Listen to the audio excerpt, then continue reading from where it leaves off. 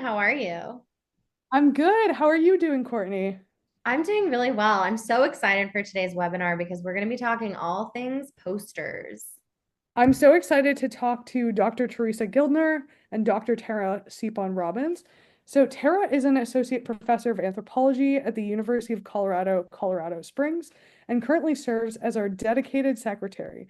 Theresa is an assistant professor of anthropology at Washington University in St. Louis and is a former producer of the Sausage of Science podcast and continues to be a great friend of the pod. She was also a member of the Human Biology Association Nominations and Elections Committee, and we're so excited to hear from them today. I'm thrilled to have Tara and Teresa on because they actually taught me everything I know about poster creation. So, Tara was my mentor who took me to my first ever HBA meeting and really taught me what a poster presentation was. So, they truly are the experts. Can you both tell us a little bit about your past or current roles with the Human Biology Association? I'll go. All right. So I am I am the Human Biology Association secretary right now. I was elected in 2023 was my first official conference on duty. So I've got a few years left in this role. But I've been coming to HBA for longer than I care to admit to you all. I think since 2008 or 2009 was my first HBA meeting. So I've been around for a while. I've also been coming for a long time, still a grad student. So I definitely think of HBA as kind of my academic family. But I have been involved in a couple ways. So when I was a postdoc, I was a junior service fellow. So I helped to work on the podcast, Sausage of Science, for a couple of years. And then more recently, I was on the nominations committee. So I just rotated off of that. Okay, great. So we wanted to start off with the basics. So what are the specific requirements for presenting a poster at HBA? So for example, are there any size or format guidelines or specific content that should be included to meet the specific HBA standards? So the max size, according to the guidelines that are outlined on the HBA website, are 3 feet 10 inches wide by 4 feet high. So it's 116 centimeters by 120 centimeters. Basically, you just want to try to be considerate because you'll be sharing a board with a neighbor. So you don't want to be encroaching on their space or overlapping. So you're cutting off their poster. So pretty important to stick to those size and maybe to make it a little smaller if you want to be safe. And then in terms of, there are some additional recommendations in terms of the title, for example, you want that to be visible from about 8 feet away so folks can read it from further back. So you want to think about sizing and making sure you can read it pretty easily. They do give some guidance on that. So they recommend a font size of greater than 18 points for the text in the poster, then using 30 or greater font size for the heading so they're easier to read from far away. And really thinking about the stylistically how you organize things. So making sure you're using consistent fonts and letter sizes so it's easier to read, more visually appealing. And then using maybe some short, informative captions that are bolded at the start of sections, some takeaway points to make it really easy for your readers, especially if they're trying to go quickly through posters and just skimming.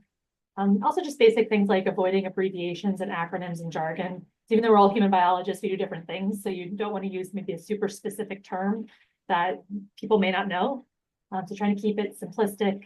It's just good. That's just good science communication in general, just trying to make it accessible to a broad audience.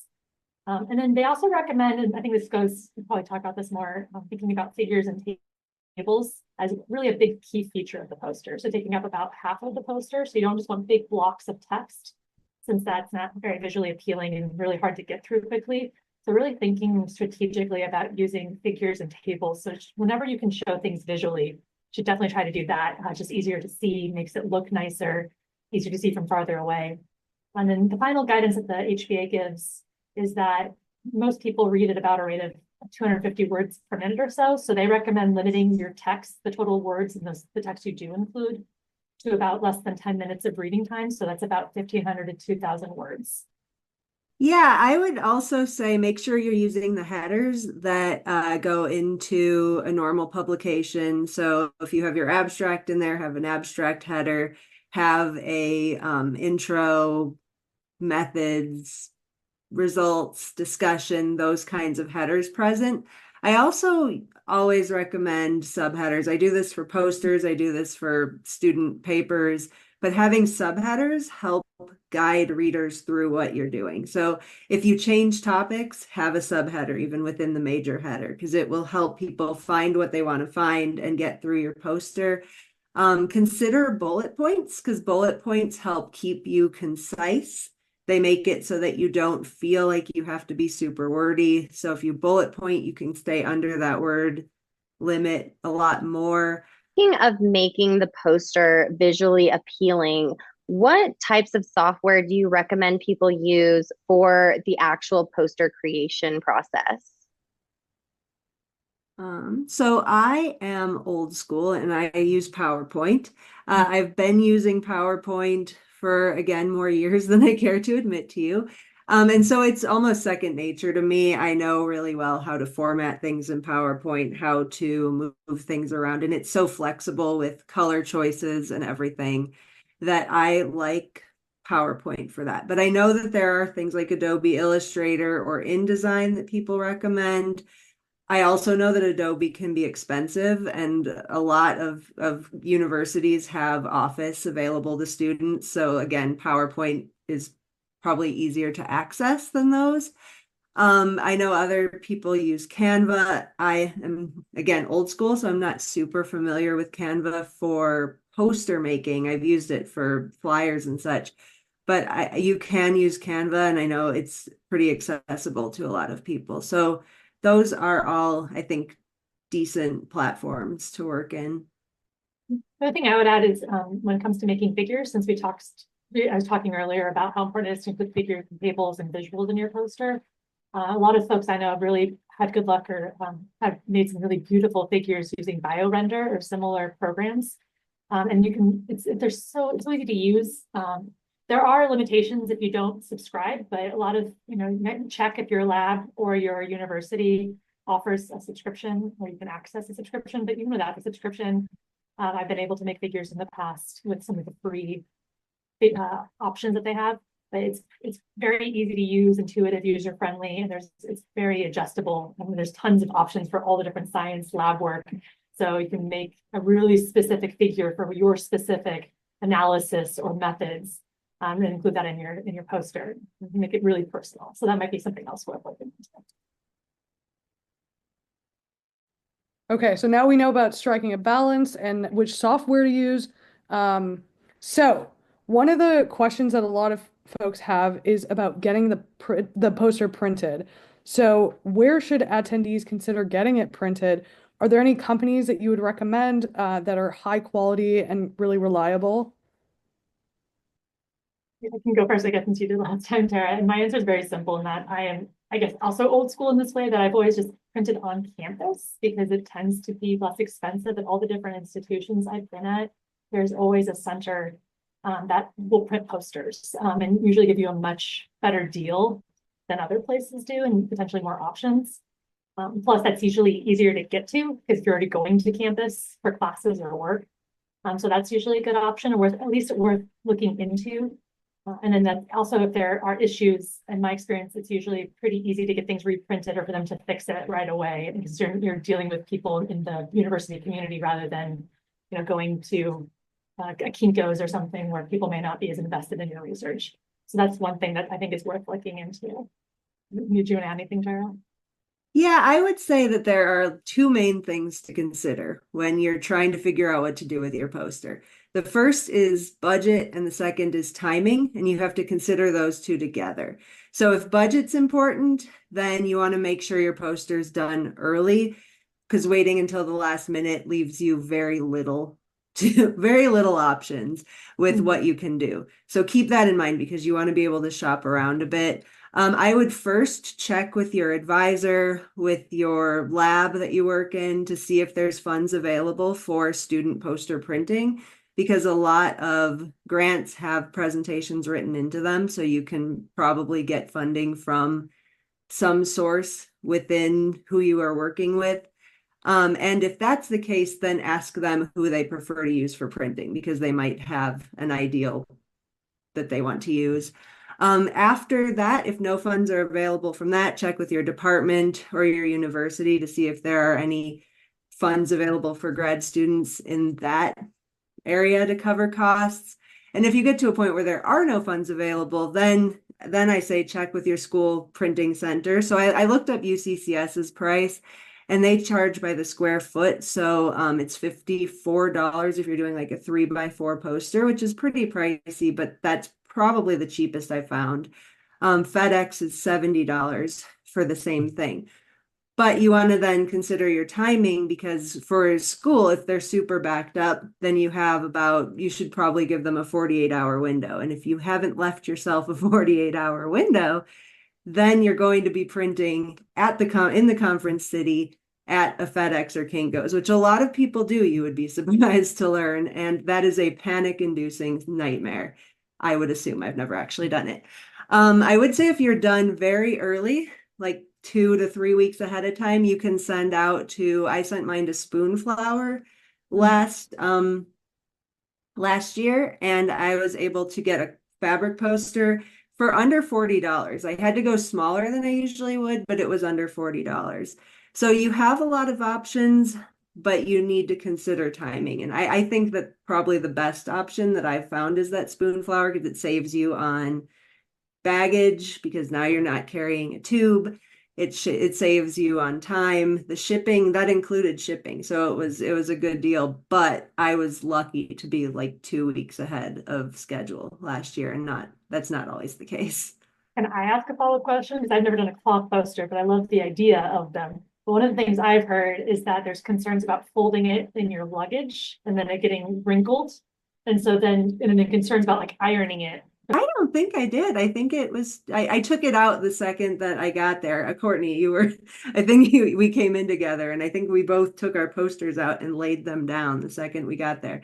So I do not believe that it was a problem for mine, at least. I know you have to make sure you pay attention to what fabric you're getting. I got the one they recommended, and it was fine, but I know other fabrics weren't so good.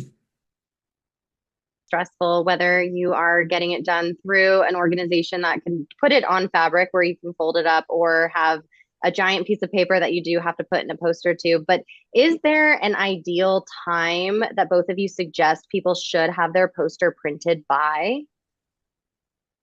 I think Tara's right. You want to try to do it as soon as possible. I mean, I know it's easier said than done, especially if you're waiting on comments from your advisor or from your co-authors on your paper or your poster. So you only have so much control over that. But if you are lucky enough to be able to get it done a couple weeks early, I mean, I think it's definitely good to print as early as possible. Like Tara said, it gives you more options, where you can shop around and find the best deal, or find, if you did want to do a cloth poster, have enough time to get that shipped to you. Definitely want to build in extra time. If you're doing something where you're gonna have it shipped to you, you want to factor in for delays, or if it gets lost. So you don't want to be waiting until the last minute for something to arrive. If you're printing, I mean, if you're doing it on campus where it seems like it would be easier, like Tara said, I think you want to make sure that you're giving yourself a couple of days in case they are really backed up and they can't get to it right away, or in case there's an issue printing it. That's another tip, is wherever you get it printed, before you leave that facility, unroll your poster and make sure it looks as you expect, because this happened multiple times where there has been, I have experienced this with students or myself, where there has been a printing error. And if you don't catch that, it's going to be really scary when you get to the conference and unroll it and realize that something is wrong. So definitely check before you leave the facility that your poster looks as you expect. And then if it's not, then that's building in that cushion time of a couple of days means that it's pretty easy to get it reprinted. And they should, if you're paying them for that service, they should hopefully reprint it for free, because it's usually an error on their end. But do make sure, I guess at that point, make sure that when you go in to get it printed, if you're printing it at a place like Kinko's or FedEx, or at a center on campus, that you follow the instructions. A lot of them will have specific instructions about how it needs to be formatted and uploaded. So make sure you're really reading that and following those instructions, so you're reducing any error on your end, so that it all gets printed properly and quickly. But yeah, make sure you give yourself as much of a buffer as possible, so you're not stressed and trying to print right before you're leaving or right when you get to the conference. Because I've seen those lines in the FedEx. I've gone with a friend to pick up their poster that they had to print in the conference city. And I've seen the lines and the panicked look in the eyes of the presenters. So yeah, definitely try not to wait until the very last moment because that is a stressful thing. And I would add to keep who you collaborate with in mind. If you work on multi-collaborator big projects and you know that you have somebody that is going to give you a lot of feedback or take a lot of time giving you feedback, but you know their feedback is valuable, try to get your drafts done as soon as possible because you might not be what holds up your printing. It might be your team, and it's important to just give everybody the time they need as best you can. Obviously, we can't always give everybody the time they need, but we can try. So printing it early. So after the poster is printed, one of the big concerns that students have is actually transporting that poster. So lugging around like I did at the last conference, a huge tube can be pretty tricky, especially if you're traveling by air. So do you have any practical tips for transporting the poster, but then also protecting the poster in general when you're traveling? And so what can we do to kind of mitigate damage or ensure the poster arrives safely and ready to be presented? So I would say consider the fabric poster if you can. You can fold it up, put it in your luggage. You don't have to check anything or carry anything different. And then you just go to HBA without the poster tube. If that's not an option, then you can get a poster tube. I like the tubes with the little armband thing, so you don't have to just be holding it because my grip strength is horrible. Um, but just throw it over your shoulder and go. I do not recommend checking them because that's added stress. Keep them on you. You can put them in the overhead or in the front closet on the plane. People are fine with that, but it does limit your ability for other carry-ons. But I do kind of like the tubes. They're fun to carry on because you see other people with their tubes and you feel like you like start forming friendships and camaraderie, even if you don't talk to people because you're like making eye contact and you're like, I know what you're doing. So the tubes, if you can't print your poster on cloth and pack it, you can at least have friends that are carrying tubes with you and bond over that. But yeah, those are, I think, the main advice. Avoid checking, print on cloth if you can, but if you don't get the tube, you can share one tube with multiple people, especially if you avoid lamination, which is good to do anyway for the environment because lamination isn't ideal. So if you avoid lamination, get together with several other students that are going to the same conference, shove them all in the same tube and carry them together. You can take turns holding it. Just make sure nobody loses it. Mm-hmm. Yeah, and you might check with your lab, because like I know in our lab, for example, we have a couple designated big poster tubes for this purpose, and we'll all get together and put multiple posters in each tube. The one tricky part about that is you want to make sure you don't overstuff the tube because then you might damage the edges of the poster. So you want to check how much you can roll up and not try to shove them in there and bend up the edges. So you might they can be hard to get out too. So I remember Felicia Matamenos, who you guys may know from another webinar that was done. Her and I packed several posters together and had to really like wrestle the posters out of the tube, and it was I remember this to this day. To help with that, definitely recommend rubber banding, like using hair ties or rubber bands to a few places on the poster to try to keep them compact. Because otherwise, if you just shove them in there without that, the poster's going to spread out and get stuck, and then it is much harder to pull them out, and you might damage them. Mm-hmm. This is all such amazing and practical advice. So once the student has created their poster, they've printed it, they have somehow managed to get it not only to the conference, but out of the tube or out of their suitcase if they folded it in. What tips do you have for people when they actually present the poster? So a couple of things I'd say is maybe practice a little bit ahead of time if you're nervous, because that would help you to feel a little more confident, feel like you have something ready to say. And then I always also kind of just reread the poster before just to make sure I remember exactly the phrasing and the things that I highlighted on there that people are going to be seeing. And then I kind of think about it like having a couple different versions of your presentation ready to go. So maybe like a shorter like elevator pitch could just kind of be like, here's the key takeaways. for folks who are trying to go fast. But then you will have people who are really interested in your specific research, who are going to want a longer conversation and might want you to talk more about what you're doing. So also be prepared for a longer conversation where you walk through the study in a little more detail. But I found that it's best to kind of talk to the people first. People come up and kind of be looking at the different posters. I usually ask, do you want me to give you an overview, or do you want to read it first? And people will tell you like, oh, I'm just reading, or they'll say like, yeah, tell me about your study. So maybe ask folks if they want you to give them an overview, if they'd rather just read first. But overall, I mean, I'd say the posters it's a really fun poster session. I love the poster session, and we have such a cool, great, supportive community. That it's really a chance to get to know folks and who are really genuinely interested in your research. So just enjoy it as much as possible. I know it can be nerve-wracking, but just remember that we're all really interested in what you're doing, and you know your research better than anyone. So hopefully that gives you some confidence. You're the one who did this project and put that poster together, so you know what you're talking about. And people might have some feedback, but we always try to make it constructive. So just think of it as a chance to talk to some cool researchers who are really interested in what you're doing, and hopefully make some really good lasting connections. And the other thing I thought about when I was thinking about this, the presentations, is also consider talking to the other presenters around you. They often are grouped together thematically, so you probably have people around you who are presenting on similar topics and probably have similar research interests. So this could be a chance to network and make connections both with professors and faculty, but also with other students, postdocs, other trainees. And this could be, really make lifelong connections. Some of my really good friends now, years later, are other grad students I met for the first time at these conferences, and I got to know them at the HBA events and at the poster sessions, and we're still friends years later. So this is a really good chance to just expand your network and meet other people. So yeah, talk to the people around you too, when ask about their posters, so you can learn about other research as well. Yeah, a lot of my advice overlapped with that. Quick recap of what your poster is, hit the main points. Don't get too bogged down in detail, because people will ask for more information if they have more questions or if they want more info. But I think most importantly, prepare, practice, and then if possible, relax, because the first few posters you give might be stressful. I remember, and I'm painting myself as this terribly neurotic person. I'm not that bad. But I just remember losing sleep about the presentations early on, and then waking up, and the posters are so early, especially if you're traveling west to east.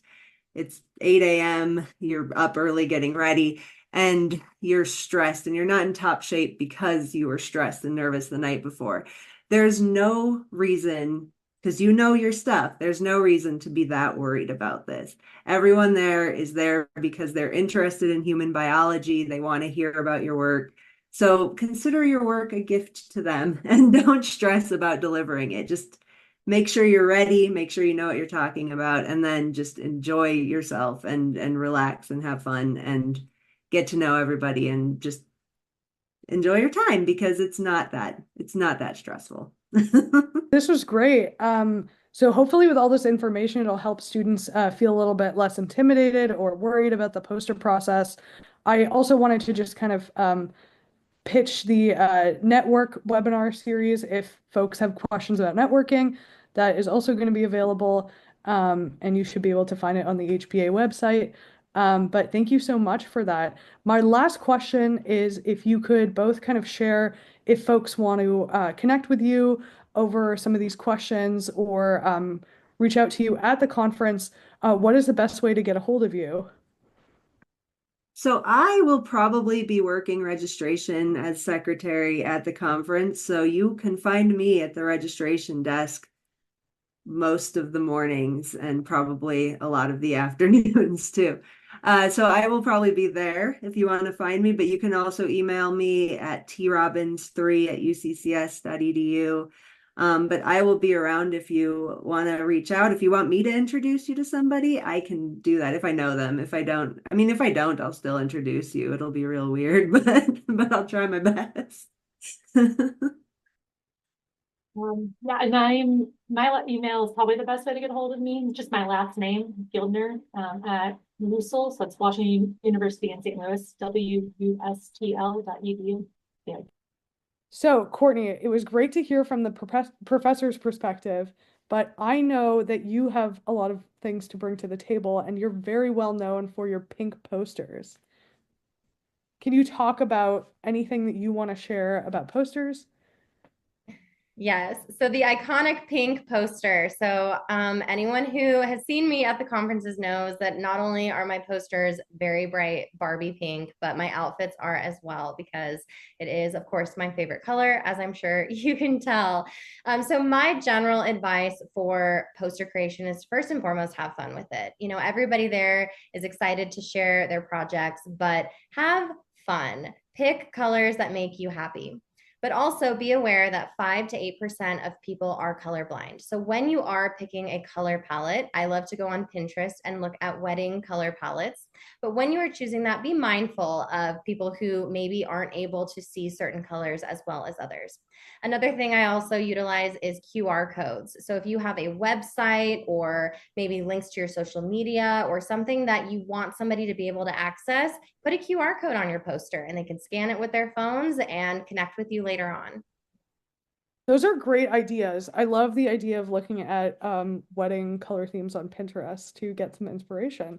So one thing that I wanted to add about posters is you don't have to bring thumbtacks. I was really worried about this last year, but the thumbtacks are provided, so you don't need to put those in checked bags or anything like that. And the other thing I wanted to add was last year I included some business cards that I actually thumbtacked to my poster. So when I stepped away from my poster, people could still get access to my contact information if they had any questions. And I thought that was a really useful way to kind of share a little bit about me. But the QR codes can also work really well. And absolutely don't panic if you do need to step away from your poster for a minute. I think that a lot of us have this expectation that we need to be on all the time. And while that's incredibly helpful for networking, there are times where you are going to need to step away, and that is okay. Yeah, I think the poster session is a lot more casual than you expect it to be, and it's a great way to just connect with people. And if you kind of go into it with that expectation, it makes things a little less stressful. So, yeah, great. And as Tara and Theresa mentioned earlier, practice, practice, practice, because it is a little bit intimidating when you get a crowd around you and they're asking you about your research. And of course, you know your research better than anyone, but it's very helpful to have a little bit of an elevator pitch ready to go so that way you can present yourself in the best manner.